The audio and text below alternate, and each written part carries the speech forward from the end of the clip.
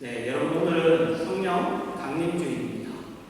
네, 우리가 성령을 받았고 그리고 성령님이 우리 안에 함께 하십니다. 우리가 이것을 때로는 너무나 당연하게 그리고 때로는 마치 잊고 그렇게 지낼 때도 많지만 분명히 오늘 말씀에서는 성령이 우리와 함께 하시고 그리고 성령도 우리의 연약함을 도우신다고 그렇게 이야기하고 있습니다.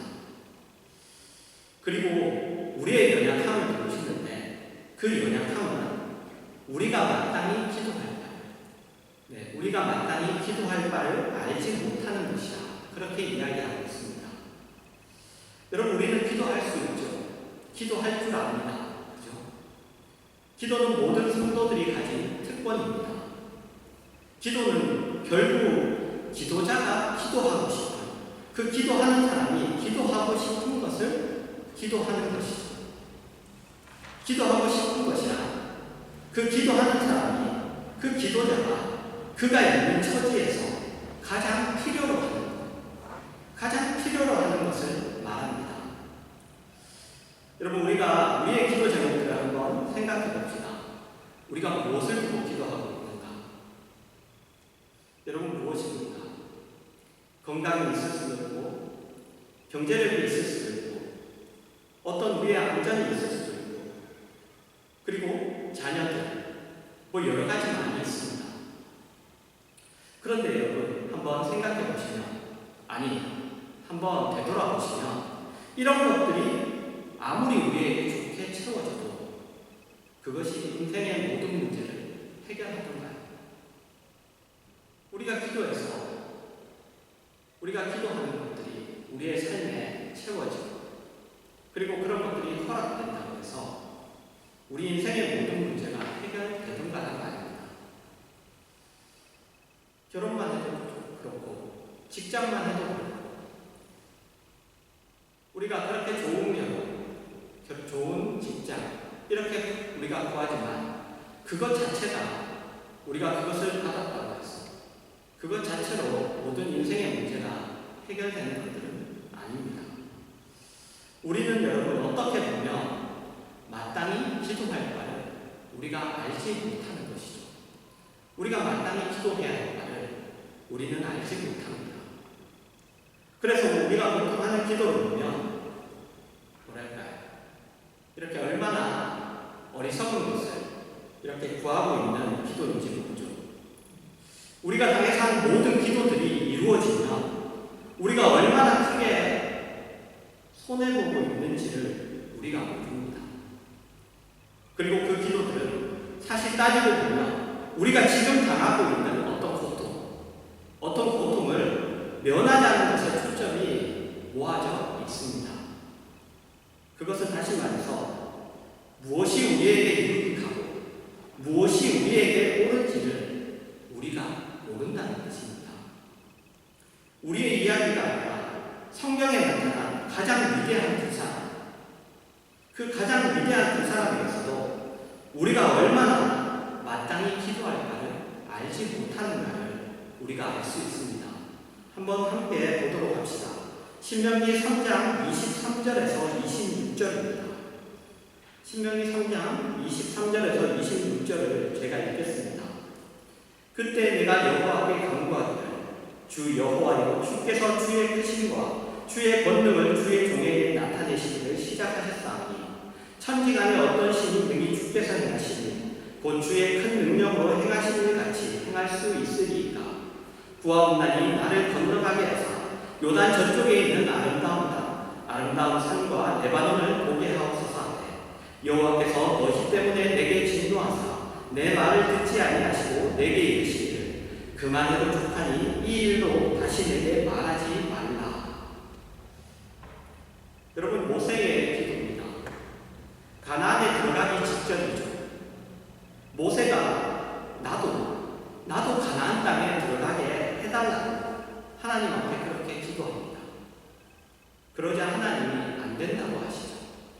너는 들어갈 수 없다고 하십니다. 이유는 이스라엘 백성의 잘못으로 인한 모세에게 진노하셨기 때문입니다. 그렇게 말씀하십니다. 이 부분은 우리가 조금 깊이 이해할 필요가 있습니다.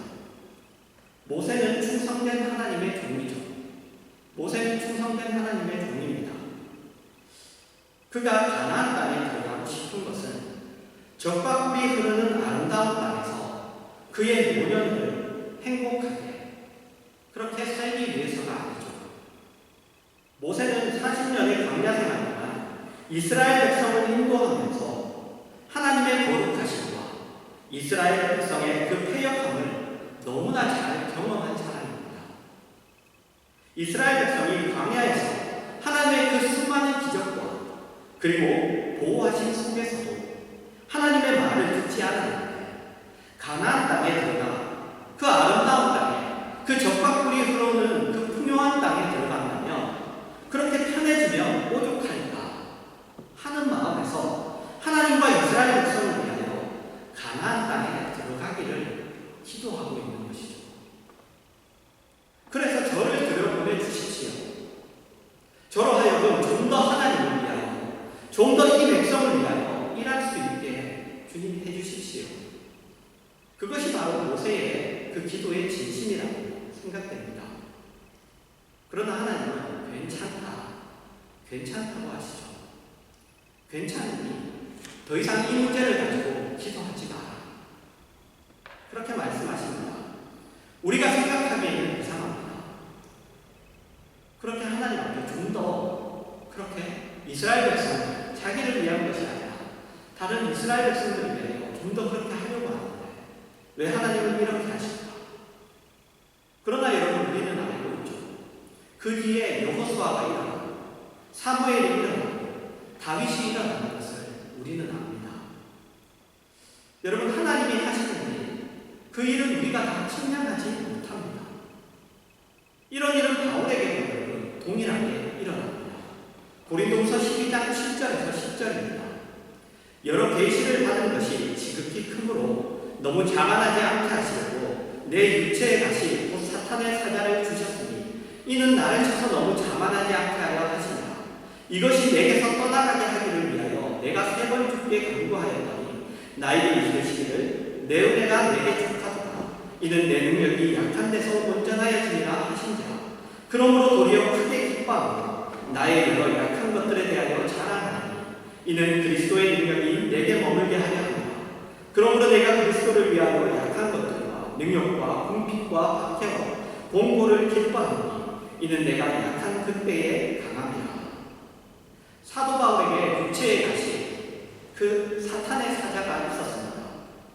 그것이 무엇인지 정확하게는 말할 수 없지만 많은 그 학자들이 얘기하여 간질이라. 간질. 요즘에는 이렇게 이름이 단골로 바뀐 걸로 아는데, 그런데 어쨌든 옛날로 이렇게 보면 간질이라는 표현입니다. 사도 바울이 복음을 잘 전하고 하나님을 위하여 열심을 가지고 여러 가지 일을 하다가 갑자기 이렇게 말씀을 전하다고 갑자기 경기를 일으키며 쓰러져 거품을 불고 정신을 잃어버리는 겁니다. 그렇다면 한번 여러분 생각해 보십시오. 그 사도 바울을 보고 있던 사람들이 그것이 그 사람들에게 사도 바울의 그런 모습이 덕이 있겠습니까? 그게 덕이 되겠느냐 말이죠. 그것을 보고 사람들이 무슨 유익을 얻겠습니까? 특히 그 당시에 그런 병이나 아니면 어떤 그런 문제들을 가지고 있는 그런 것들을 본다면 우리 소위 세상에서 얘기하는 중이 재벌이 국가입니다. 그것처럼 자신 하나도 제대로 그렇게 못하면서 복음을 전하는 것이 하나님의 나라를 알리는 것이 그것이 과연 덕이 되겠는가? 그렇게 생각하겠죠. 그래서 바울은 자기를 위해서가 아니라 하나님의 복음과 그 영광을 위하여 자기에게 있는 그 가시를 빼달라고 이야기합니다. 기도하죠. 그러나 주님은 내 은혜가 내게 족하다. 이는 내 능력이 약한 데서 온전하여집니다. 이렇게 말씀하십니다. 이것은 우리의 생각과 얼마나 다릅니까? 그래서 사도 바울이 이러므로 도리어 크게 기뻐하고 나의 약한 것들에 대하여 자랑하라. 이렇게 이야기합니다. 그러니까 사도 바울이 나중에 깨닫기는 했지만 그 당시에는, 그전에는 그도 연약한 자, 마땅히 길바를 모르는 자의 그러한 부류 속에 있던 자였습니다. 인간적인 생각으로 자기에게서 이 육체의 가시가 없어진다면 주를 위하여 더 열심히 봉사하고 주님도 더 큰 영광을 받으실 것이라고 생각하고 기도했지만 하나님의 생각은 그것과 달랐죠. 모세나 사도 바울이나 주를 위해 기도했는데도 불구하고 자기를 위해서 기도한 것이 아니라 주를 위하여 그렇게 기도했는데도 불구하고 그 기도는 주의 뜻과 달랐습니다. 그러나 우리는 주의 뜻과 상관없이 우리의 어떻게 보면 욕심을 위하여 우리의 고통을 면하기 위하여 기도하는데, 그럼 어떻겠습니까? 그 기도. 시편 77편 1절에서 11절입니다. 내가 내 음성으로 하나님께 부르짖으니 내 음성으로 하나님께 부르짖으면 내게 귀를 기울이시리로다.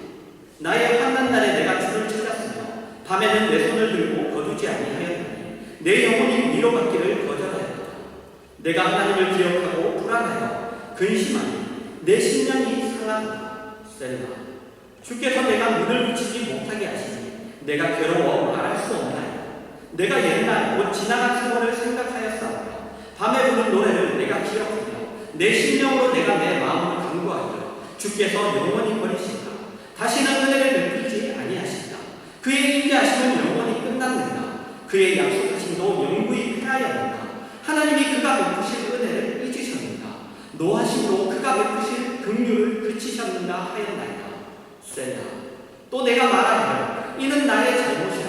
지존자의 오른손에 곧 여호와의 일들을 기억하며 주께서 옛적에 행하신 기이한 일을 기억하리이다.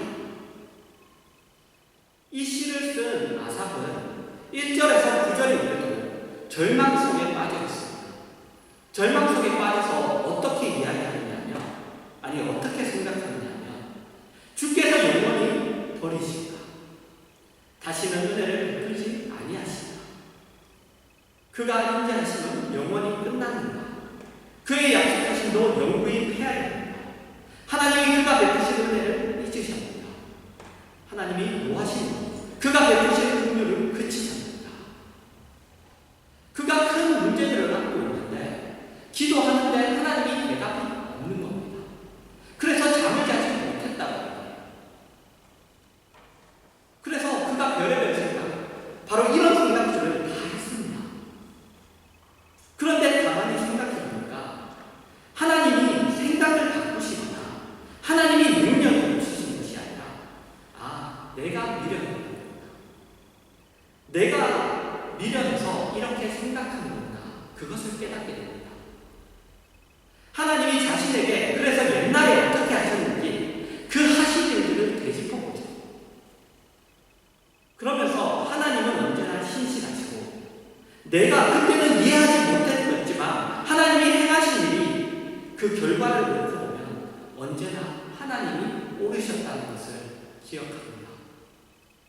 그리고는 내가 깜빡했구나. 내가 어리석어서 그것을 기억하지 못했구나. 난 이렇게 왜 이렇게 미련할까 하고 자신의 연약함을 확인합니다. 여러분, 이것이 인간의 연약함입니다. 인간의 연약함. 빌립보서 1장 12절에서 18절입니다. 형제들아, 내가 당한 일이 도리어 복음 전파에 진전이 된 줄 너희가 알기를 원한다. 이러므로 나의 메인이 그리스도 안에서 모든 시기대함과 그 밖에 모든 사람에게 나타났으니 형제 중 다수가 나의 메인으로 말미암아 주 안에서 신뢰함으로 덕없이 하나님의 말씀을 더욱 담대히 전하게 되었느니라. 어떤 이들은 투기와 분쟁으로, 어떤 이들은 착한 뜻으로 그리스도를 전파하니 그들은 나의 메인에 괴로움을 더하게 한 줄로 생각하여 순수하지 못하게 다툼으로 그리스도를 전파하느니라. 그러면 무엇이냐? 거칠애로 하나 참으로 하나 무슨 방도로 하든지 전파되는 것은 그리스도니 이로써 나는 기뻐하고 또한 기뻐하리라. 여러분, 사도 바울이 옥에 갇혔죠. 사도 바울이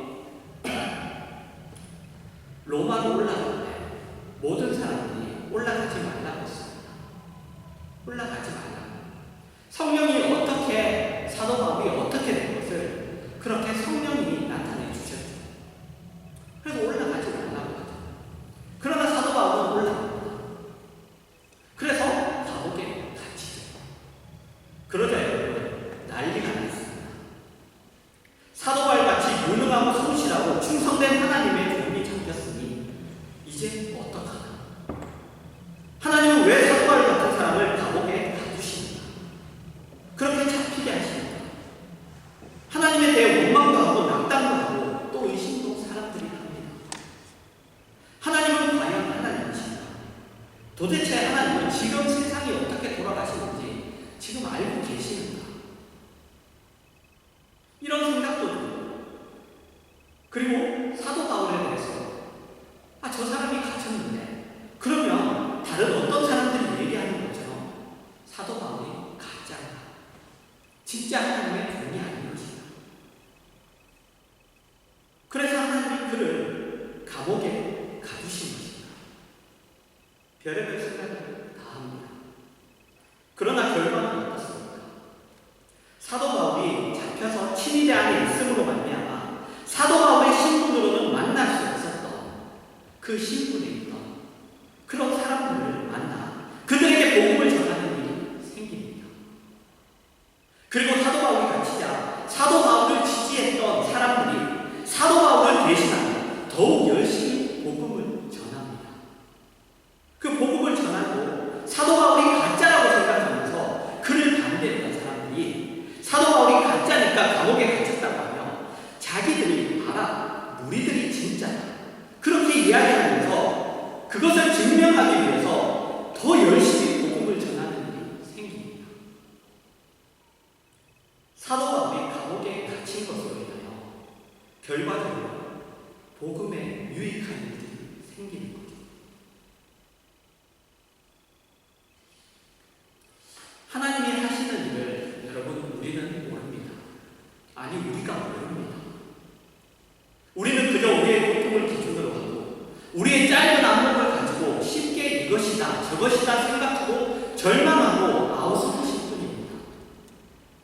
우리가 무엇이 옳고 무엇이 하나님의 뜻이고 무엇이 유익한 것인지를 모르는 이 일, 그것으로 인하여 우리에게 하나님이 베푸시는 깊고 높고 넘치는 그 은혜의 과정을 우리가 제대로 헤쳐나가지 못하고 제대로 하나님의 인도하심에 순종하며 무엇이 옳은지 하나님의 뜻이 무엇인지 무엇이 유익한 것인지 얻지 못하기 때문에 성령님이 말할 수 없는 탄식으로 우리를 위하여 친히 간구하실 수밖에 없는 것이죠. 성령님이 우리를 위하여 말할 수 없는 탄식으로 친히 우리를 위하여 간구하실 수밖에 없습니다. 그래서 이 사실에서 여러분 우리가 알아야 하는 것은 나를 나 혼자 책임지지 않고 성령님이 우리와 함께 책임지신다는 것, 그것도 물론 우리가 알아야 하지만 그것과 함께 우리에게 허락된 이 구원의 영광의 길을 가는 일에 있어서 인도하시는 그 길에 우리가 순종하며 협조해야 한다는 사실입니다. 어떻게 우리가 그 성령님에게 순종하며 협조해야 할까요? 제일 좋은 것은 깨닫는 마음이 있는 것이 제일 좋습니다. 깨닫는 마음. 그것이 있으면 제일 좋죠. 그러나 그것이 없기 때문에 연약하다고 하죠. 없어서 연약하다고 합니다. 마땅히 기도할 바를 알지 못한다고 그러죠. 그래서 우리는 성령님이 우리를 위하여 기도하시는 그 기도에 동참하는 법을 우리가 배워야 합니다. 그 기도에 동참합니다. 히브리서 5장 1절에서 10절입니다. 대제사장마다 사람 가운데 선택한 자이고 하나님께 속한 일에 사람을 위하여 예물과 속죄하는 제사를 드리게 하나니 그가 무식하고 미혹된 자를 능히 용납할 수 있는 것은 자기도 연약에 휩싸여 있습니다. 그러므로 백성을 위하여 속죄제를 드림과 같이 또한 자신을 위하여도 드리는 것이 마땅하니라. 이 좀비는 아무도 스스로 취하지 못하고 오직 아론과 같이 하나님의 부르심을 받은 자라야 할 것입니다. 또한 이와 같이 그리스도께서 대제사장 되심으로 스스로 영광을 취하시니 아니고 오직 말씀하시니가 그에게 이르시되 너는 내 아들이니 내가 오늘 너를 낳았다 하시고, 또한 이와 같이 다른 데서 말씀하시되 내가 영원히 멜기세덱의 반차를 따르는 제사장이라 하셨으니 그는 육체에 계실 때에 자기를 죽음에서 능히 구원하시리이기에 심한 통곡과 눈물로 기도와 간구와 소원을 올리고 그의 경건하심으로 말미암아 들으심을 얻었느니라. 그가 아들이시면서도 받으신 고난으로 순종함을 배워서 온전하게 되셨은지 자기에게 순종하는 모든 자에게 영원한 구원의 근원이 되시고 하나님께 멜기세덱의 반차를 따른 대제사장이라 칭하심을 받으셨느니라. 예수 그리스도의 제사장 직분에 대하여 설명하고 있습니다. 주님이 우리의 제사장이 되시는데 그분은 우리의 형편을 깊이 이해하시는 분이라고 합니다. 제사장은 하나님과 사람, 이 양쪽을 위한 중재자입니다. 그런데 그 대제사장은 사람 가운데서 택하여져서 하나님에게 속한 사람을 예물과 속죄하는 제사를 드립니다. 그러니까 하나님이 어딘가에서 하늘에서 뚝딱 보내주시는 것이 아니라 사람 가운데서 택하십니다. 그래서 그로 자기와 함께하는 사람들을 위하여 예물을 드리고 그리고 속죄하는 제사를 드리게 하십니다. 하나님에게 속한 자들을 위하여 사람들 속에서 택하십니다. 왜냐하면 하나님 앞에 자기가 위하는 사람들을 중재해야 하는데 그러기 위해서는 그 위하는 대상들을 깊이 이해해야 되기 때문입니다. 그래서 그들과 동등한 자여야 됩니다. 그들의 처지와 똑같기 때문에 그들의 편을 들 수 있는 거죠.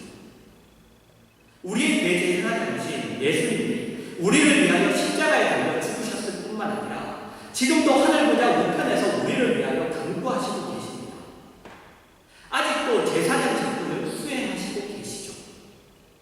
그런데 우리를 위하여 기도하실 수 있는 것은 그분이 우리에 대해서 너무나 잘 알기 때문입니다. 그분이 심한 통곡과 눈물로 간구와 소원을 올리신다고 그렇게 말씀하십니다. 왜냐하면 연약한 속에 있어 봤기 때문이죠. 우리와 같은 처지에까지 내려오셨습니다. 그래서 우리를 이해하십니다. 그가 아들이시면서도 받으신 고난으로 순종함을 배워서 온전하게 되셨은즉 자기에게 순종하는 모든 자에게 영원한 구원의 근원이 되시는 겁니다. 여러분, 여기에 핵심이 있습니다. 우리가 하나님 앞으로부터 얻은 구원이 시작되었습니다. 우리가 구원을 받았죠. 그리고 그 구원이 우리에게서 시작되었습니다. 그러나 우리는 완성의 과정 속에 있습니다. 우리는 그 과정 속에서 쉽게 좌절하고 절망합니다. 왜냐하면 과정 속에 우리가 있기 때문에 실패와 어려움의 연속이죠. 구원 얻은 사람 같아 보이지 않습니다. 하나님이 나를 버리셨습니다. 하나님이 나를 잊으십니다. 내가 뭐 하나를 잘못해서 하나님이 나에게 뭐 하십니까? 그래서 하나님이 나를 향한 은혜를 그치십니까? 아니죠. 우리에게 일어난 일이 고통이고 절망인 것 같지만 그것이 영원한 영광에 귀한 것을 받기 위하여 허락된 과정입니다.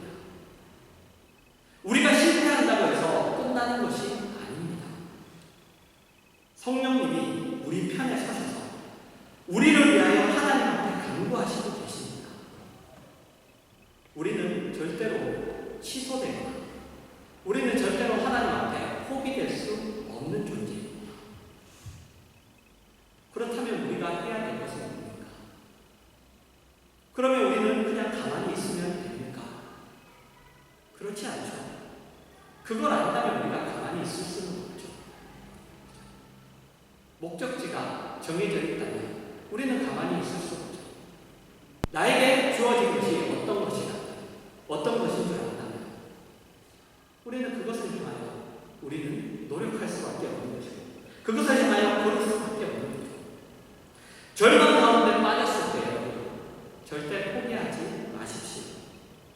절망 속에 빠졌거든 우리의 연약함을 기억하고 그때 여러분 도우심을 구하십시오. 내가 절망 속에 내가 어려운 일을 당했을 때 그때 포기할 것이 아니라 그때 여러분 나의 연약함을 발견하고 도우심을 구하는 것이죠. 성경은 그것을 이렇게 표현합니다. 히브리서 4장 15절입니다. 우리에게 있는 대제사장은 우리의 연약함을 동정하지 못하시리라. 모든 일에 우리와 똑같이 시험을 받으시는데 죄는 없으십니다. 우리에게 있는 대제사장은 우리의 연약함을 동정하시는 분이십니다. 그래서 16절에 이렇게 말씀하십니다. 그러므로 우리는 긍휼하심을 받고 때를 따라 돕는 은혜를 얻기 위하여 은혜의 보좌 앞에 담대히 나아갈 것입니다. 오늘 본문이 우리에게 이것을 가르쳐 주려고 하는 겁니다. 성령님이 친히 말할 수 없는 탄식으로 우리의 연약함을 위하여 간구하신다. 바로 이것을 우리에게 그 내용이 뭐냐? 바로 이것이죠. 우리가 얼마나 미련한가, 연약한가를 우리가 알아야 합니다. 아니 나는 내 힘으로 할 수 있습니다. 아니 이렇게 하면 됩니다. 아니죠. 우리가 그런 일들을 만날 때마다 내가 얼마나 연약한가, 내가 얼마나 하나님 앞에 미련하고 어리석은 존재인가를 알아야 하죠.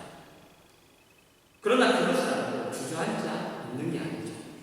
그게 아니라 그것을 때를 따라 돕는 은혜를 얻기 위하여 은혜의 보좌 앞에 담대히 나가야 합니다. 그것이 우리의 권리이고 우리의 책임입니다. 여러분, 우리는 실패합니다. 우리는 넘어지죠. 그렇지 않은 자 아무도 없습니다. 없어요. 만약에 나도 그렇지 않습니다. 그러면 자기 자신에게 속고 있는 겁니다. 없습니다. 우리가 그렇다면 우리는 이미 하늘나라에 거기에 있는 겁니다. 그때만 우리는 완전합니다. 예수 그리스도가 다시 오셔서 우리의 죽었던 몸까지 다 부활되었을 때 그때만 완전해요. 여러분, 우리 중 아무도 자기의 결심에 대하여 자신할 수 있는 사람도 없습니다.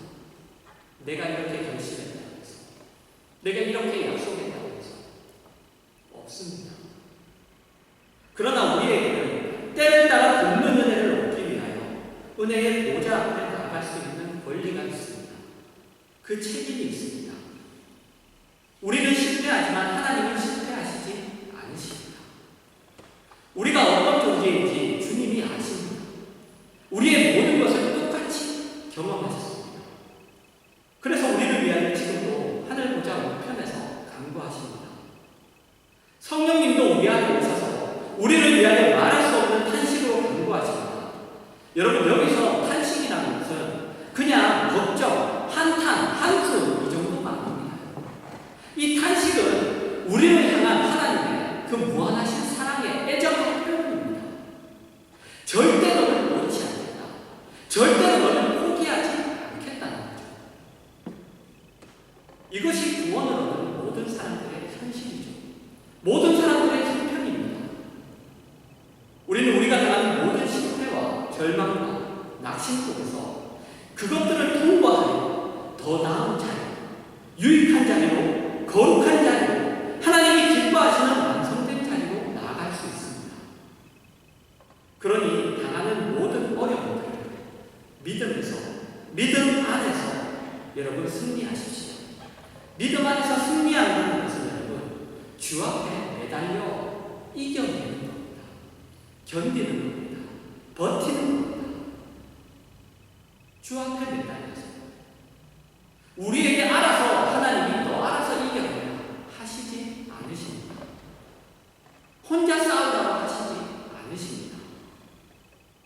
때를 따라 돕는 은혜를 얻기 위하여 여기서 때라는 때를 따라라는 것은 언제나입니다. 때를 따라 돕는 은혜. 우리가 그 돕는 은혜가 필요한 때가 있고 필요 없는 때가 있습니다. 필요한 존재입니다. 우리는 항상 하나님의 긍휼과 하나님의 용서와 하나님의 자비가 필요한 존재입니다. 그래서 그 때를 따라 언제나 주님 앞에 나가 도우시는 구하고 나를 깨우쳐라, 깨닫게 해달라, 이길 수 있는 믿음을 달라고 여러분 하시기 바랍니다. 이것이 모든 성도에게 허락된 특권이고 지위이고 힘이고 운명입니다. 이것을 여러분들 기억하셔서 구원의 확신과 그리고 그 자랑을 가지고 그분을 의지하여 승리하시는 그러한 여러분들 되시기를 주님의 이름으로 축원합니다.